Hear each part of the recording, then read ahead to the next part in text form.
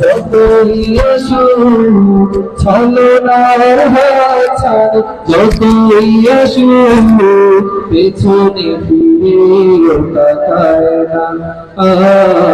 আল্লাহর প্রেম ছাড়া এই দুনিয়া কারো কাছে কোনো কিছু চায় না, কারো কাছে কোনো কিছু চায় না।